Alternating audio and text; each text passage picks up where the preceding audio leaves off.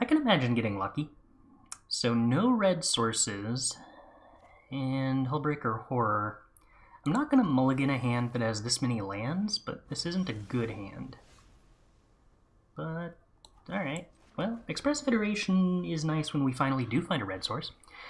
What do you think is the best deck in Alchemy, the most underexplored / powerful card? So I think in the context of Alchemy, that's probably a couple of different questions. But so far in my experience, Blue-Black Control has felt like the most reliable, good against everything, no bad matchups deck. It's not perfect against the decks that get to play a bunch of Sanguine Brushstrokes, I think the name of the card is. Drain effects are always kind of difficult to fight with Control, but it's still pretty favored against that, and it's mostly totally favored against everything overall. So this is why Expressive Iteration sucks. I could play it here, but if I do, my opponent just gets to resolve Unexpected Windfall on their turn, and then I kind of just lose the game instantly. So instead of doing that, we're just going to accept the fact that being on the draw is really, really bad in mirrors.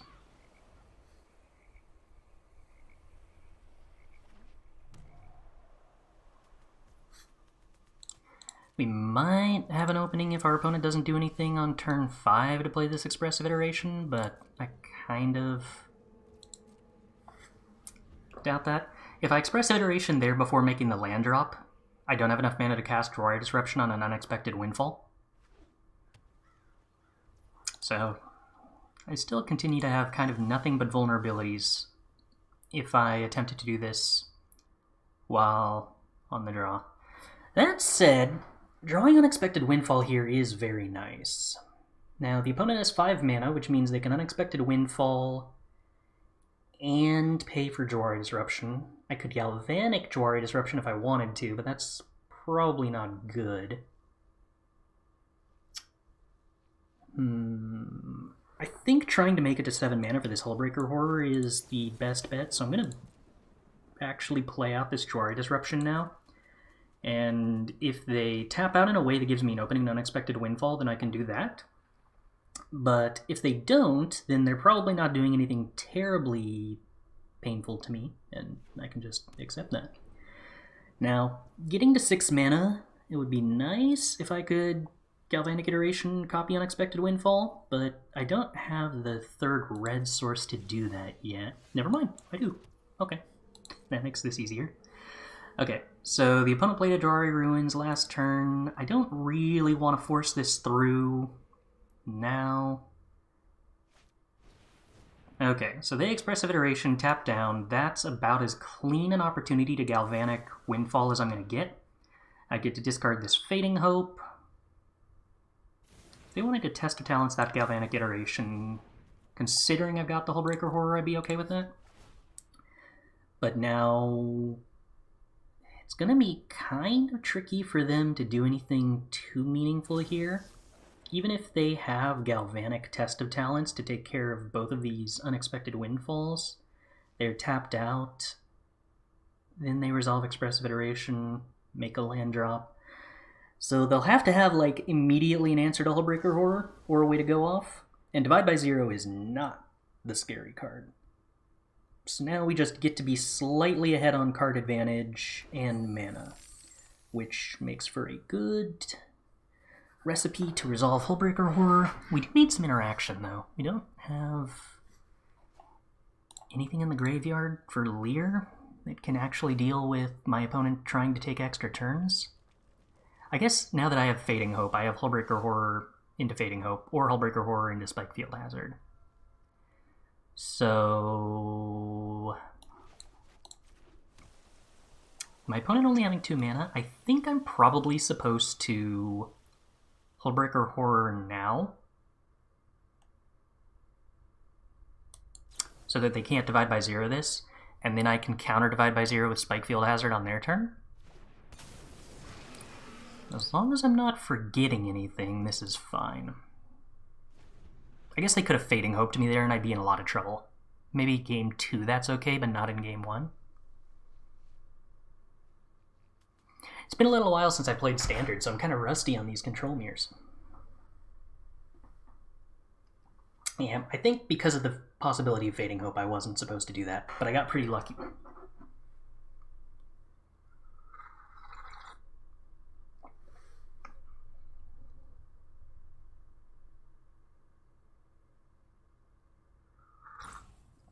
My opponent doesn't have anything for Told. They can only go up to 8 mana, which means no Galvanic Time Walk possibilities.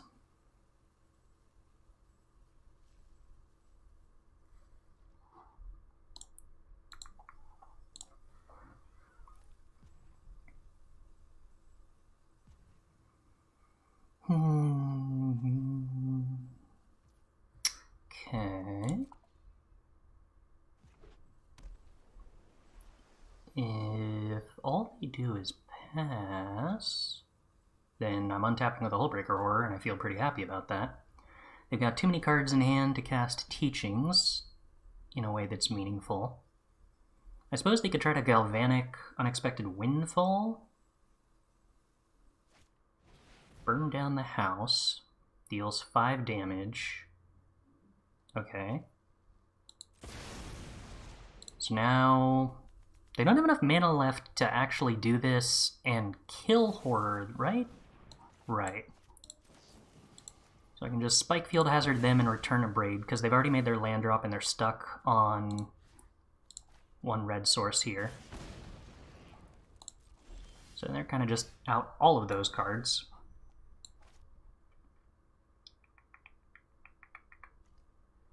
I think I'm probably just playing Leer here. I want to have more spells to cast, and the Spike Field Hazard is probably the best one of those, and it also gives me something I can target with Fading Hope to protect the Hullbreaker Horror. Oh, did they accidentally choose the Destroy Artifact mode? I wasn't even paying attention. Oh no. Huh. Yeah, I guess that was actually better to not cast Spike Field Hazard in that case, and just let the Destroy Artifact. Oh, okay, functionally. Okay. Yes. It did also make me discard a Spike Field Hazard, which was slightly better than that. And did wind up back in their hand, so it did a lot of meaningful things. It's just that it wasn't as meaningful as Hullbreaker Horror. Okay, so how on earth was I playing this mirror match? Witch out, Cinderclasm out. I think Power Word Kill stayed in, trimmed some number of Fading Hopes, definitely brought in Disdainful Strokes, definitely brought in Talents, definitely brought in Behold the Multiverse, Duress, Go Blank.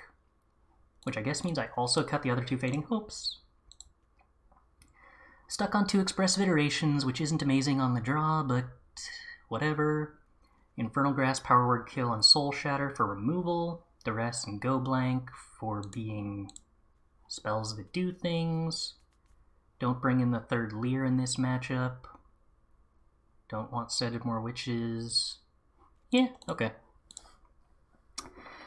That seems like about what I'm probably supposed to be playing.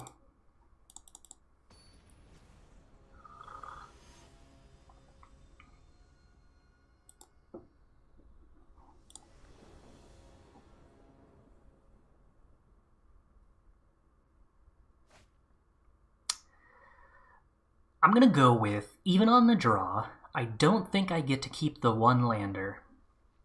Does have Expressive Iteration, though. And Behold the Multiverse. I mean, there's a lot of good cards in this hand, which is probably what we would expect from hand with no lands. Somehow those always manage to look the most tempting, huh? Okay, well, we'll keep this. Somehow we're keeping a 5-land hand. I mean, we're getting rid of 1 land, but that doesn't have access to double red? That's a little scary. I'm never entirely certain how I'm supposed to play the Duress in spots like this, but I think the answer is not immediately. For the most part, denying my opponent access to Unexpected Windfall is what's critical. I think I want to wait 1 more turn, given that I don't have a 3-drop I want to play on curve anyway. I think I want to play Duress on the turn where I have the most number of cards they've drawn that I can try to... Ooh, cool. Red source. Remove their ability to have an unexpected windfall, which is exactly what happens. But they do have multiple counter spells, which makes this kind of awkward. And they also have a Celestis going.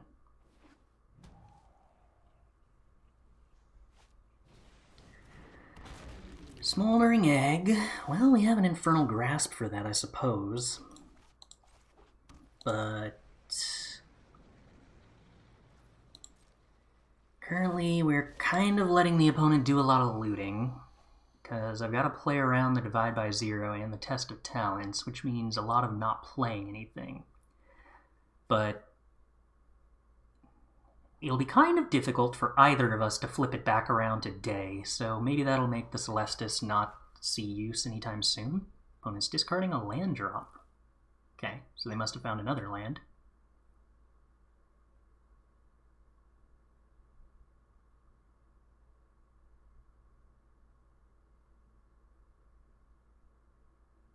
Right? You did find another land, opponent. Opponent? Opponent, you're not supposed to loot into not making your land drops. That's not how control mirrors work.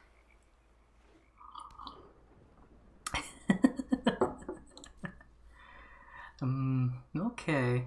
Well, they made a land drop this time. That's something. We're just gonna keep making every land drop we possibly can, and not casting anything into their Divide by Zero.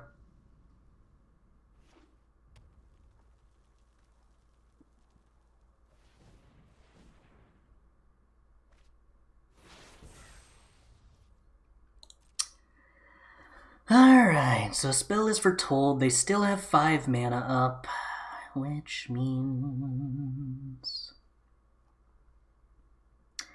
I could Infernal Grasp the Smoldering Egg here to see if that forces the Test of Talents. I don't think they want to Divide by Zero my Infernal Grasp in that situation.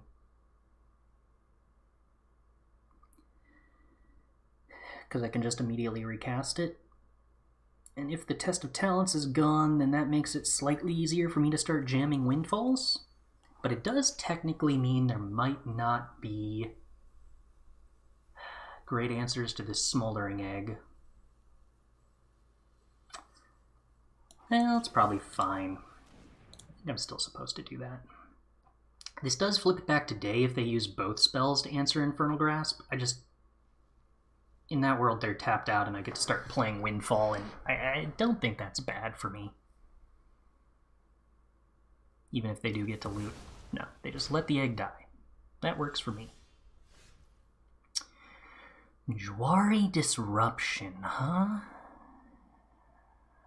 I don't want to stop making land drops, so I'm kind of tempted to play that as a land here. But what are the odds that I actually get to do something meaningful with the Jwari Disruption? If next turn my opponent goes land...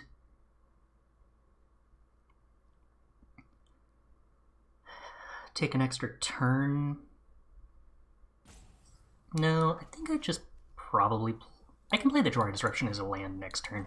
There is the possibility my opponent tries to land Galvanic Iteration, land Galvanic Iteration, Alrund's Epiphany next turn, and having the Jwari Disruption means that I get to counter both take an extra turn spells in that case.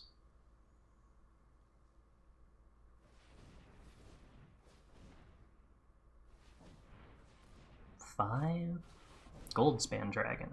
Okay. Well, this will be interesting. So we have the Disdainful Stroke for the Goldspan Dragon, and we actually get to Jwari Disruption if they... Well, no, they have to Test of Talents, right?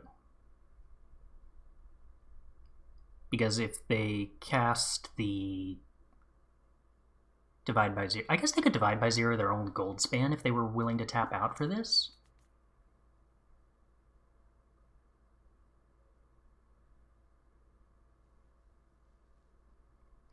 But either way, when they counter the Disdainful Stroke, I get to Unexpected Windfall, discarding Jwari Disruption. Which gives me something. The Jwari Disruption is going to be... Okay, so they do divide by 0 the Goldspan Dragon. Perfect. In that case, we are just going to Jwari Disruption the divide by 0, and I'm very happy with how I sequenced all of this, although this isn't exactly the scenario I saw it winding up in. Okay, they get to loot.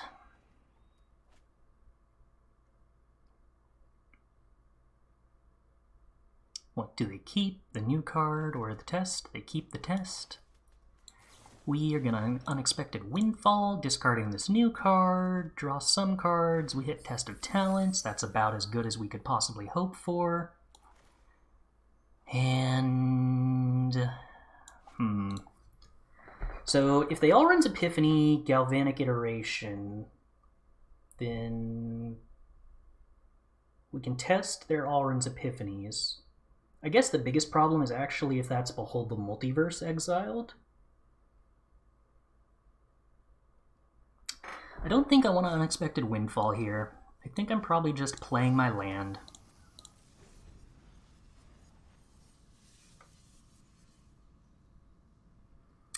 Yeah, the reason that I did an Unexpected Windfall and then cast the Jwari is because every card in my hand was good and I didn't want to discard any of them. And the mana advantage at this point, with both of us having so much mana and so few cards, wasn't as relevant anymore.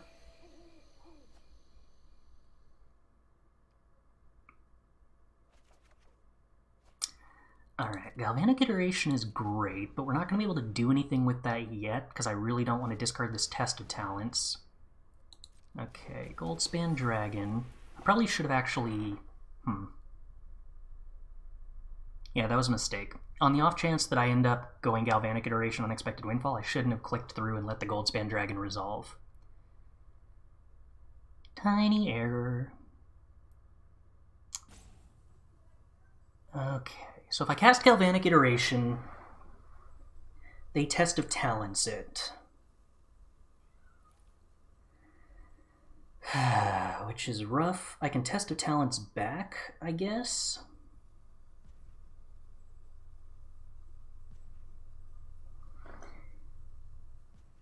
Is that really what I want to do?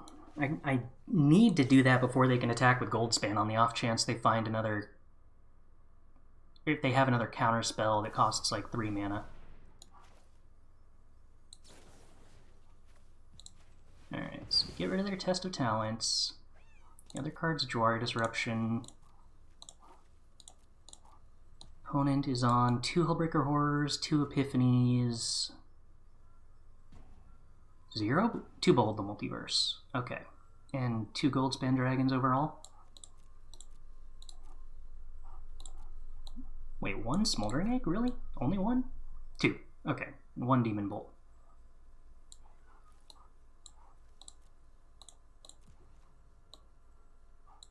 Okay, good to know. So this means I don't get to do anything with the Galvanic Iteration that I just played, because I don't have anything to discard Unexpected Windfall. But we did force the Test of Talents out before it could be scary. Maybe I should have been doing that on my turn? No, the extra mana. I don't know how much I was supposed to be afraid of the extra mana for possibly a divide by 0. Okay. Well, Behold the Multiverse is an excellent draw.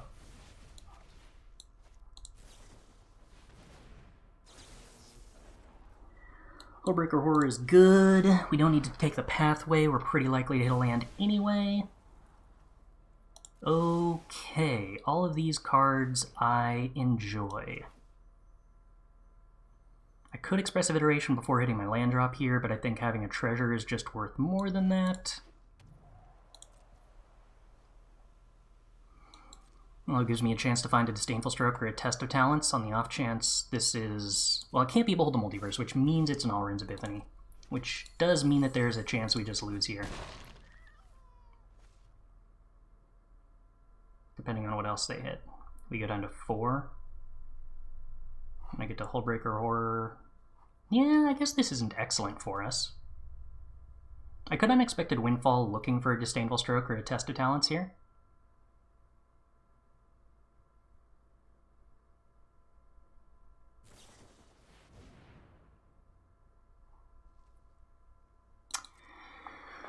Okay, so they behold the multiverse. They have access to 8 mana, which means they can Galvanic into this.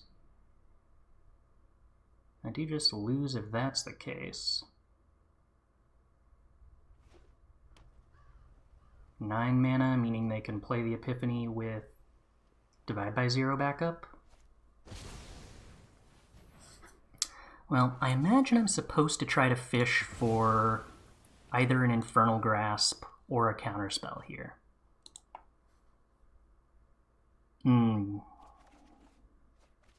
Alright, well, Disdainful Stroke. We'll see if the opponent has the Divide by 0. I imagine they would have used it just then if they did. So, oh, hey, cool. Disdainful Stroke worked. That's nice to see. So in that case, the removal spell we used earlier was Infernal Grasp. So I actually can just kill this Goldspan Dragon now with Leer. I haven't used any Divide by Zeros, but I guess I have a Duress. That's probably good. Alright, we'll go with that then. So there's a pretty good chance that the card they have in hand is a Demon Bolt. So I want to make sure to use the sorcery speed cards that I care about first. So I'm thinking I Duress, and then in response to the removal spell on Leer, cast Unexpected Windfall into Infernal Grasp. Where are my dragon decks for alchemy? Oh, it was just a Smitefield Hazard. Cool. I haven't built any dragon decks for alchemy. They seemed kind of linear, so I haven't really tried any. Linear aggro decks aren't usually the kind of thing I find terribly exciting. I actually think I might be willing to take 4 damage from the Goldspan Dragon here, so that depending on what they top deck, I have access to Test of Talents, Infernal Grasp on my own Leer. I don't want to do that, but I think my life total just doesn't matter, so I'm okay playing around their top deck.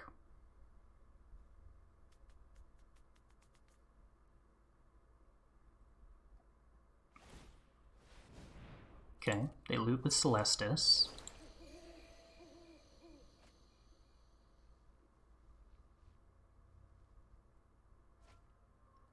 They loot away a land. That's not terribly surprising.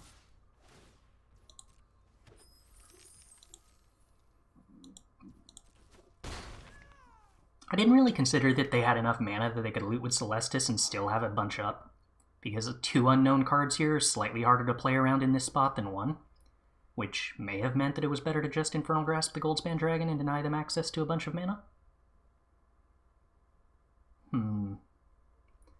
So they could have a removal spell for Leer now.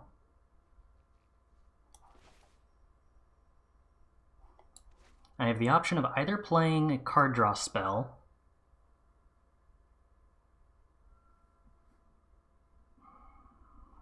I should probably go for a card draw spell. If they remove Leer, I haven't killed the Goldspan Dragon, but I get to play Hullbreaker Horror. They played no spells, so they need to play 2 spells to flip it back to day. Behold the Multiverse is probably worse than Unexpected Windfall, discarding Haunted Ridge? Maybe? Maybe that's not true. How okay am I with just not casting anything? I guess I'm actually pretty okay with not casting anything, aren't I? I believe we know they don't have another Goldspan Dragon. But I didn't actually memorize that. Let's see, do we have any particular color combinations that matter? We'll play the dual color. You don't have any creature lands in play that we need to block.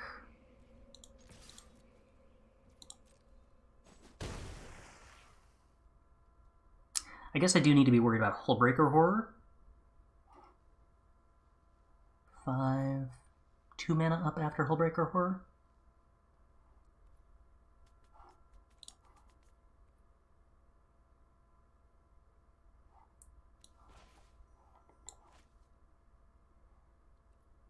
I think we pass to their turn, because if they Hullbreaker Horror on the end of my turn, I want to play my Hullbreaker Horror and then Infernal Grasp their Goldspan Dragon.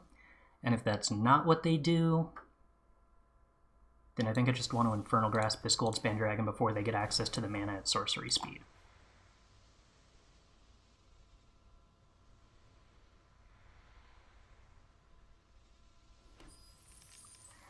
I've yet to see the gold or any of the Whelp decks actually look terribly good to me. So maybe I should give them a shot just to see if there's something there that I'm missing. But, like,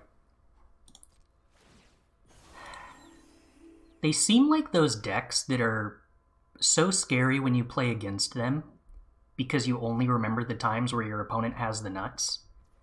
And then they feel like decks where if they don't have a powerful 2-drop, they just can't do anything against a decent deck. Which aggro decks kind of get defined by how reliable they are, in the sense of like how many different combinations of cards create a viable threat to win the game. And the Dragons lists seem to have kind of a low percentage of their hands that actually form viable threats.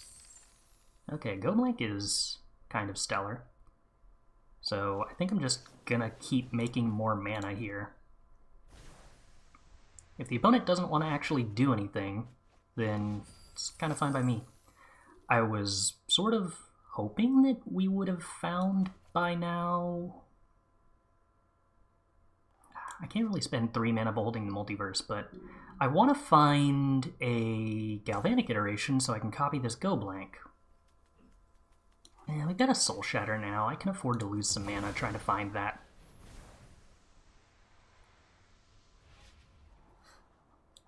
I don't really need Power Word Kill when I've got Soul Shatter. Alright, Alrund's Epiphany gives us something to do, I guess.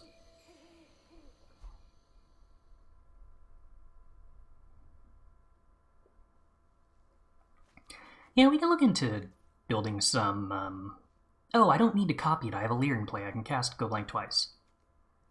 But yeah, we can try to build some not Goldspan Dragon lists, but Dragon's Whelp decks. I wouldn't mind seeing if that actually has something interesting to it. Alright, opponent, kindly discard 2 of your cards, please.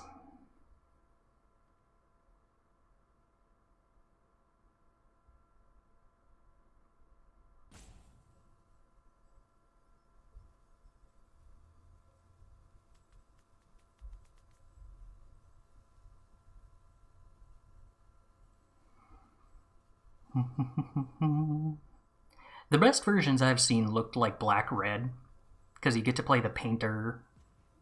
I forget the name, but the 2-drop that makes a treasure when it enters the battlefield. And that seems like the most effective way to have a solid number of rampy 2-drops that also are aggressive. I've been kind of unimpressed with the versions playing the 2-drop artifact. It's kind of just too slow. Okay. You've successfully Fading Hope-did my Leer.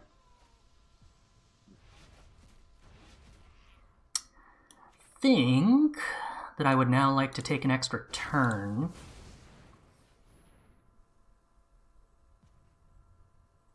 Then I think I'm just going to put a Hullbreaker Horror into play. I don't really care about my opponent's looting right now because they don't have cards in hand.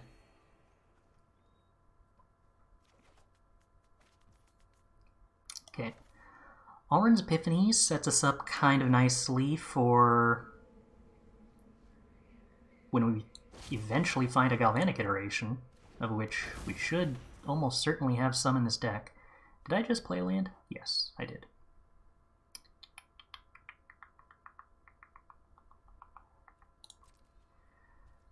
Alright. 5, 3... Oh, Soul Shatter not being able to target my own Leer is actually kind of awkward here.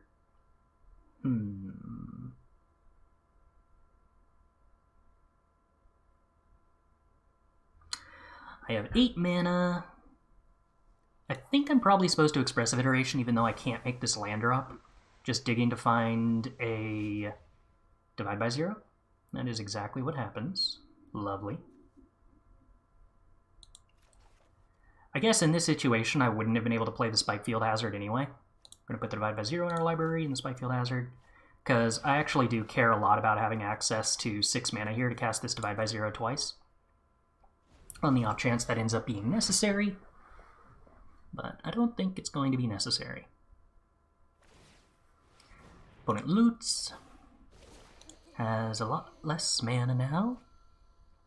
If I spike their face to put it in the graveyard, then I don't have the 6 mana to cast Divide by Zero twice.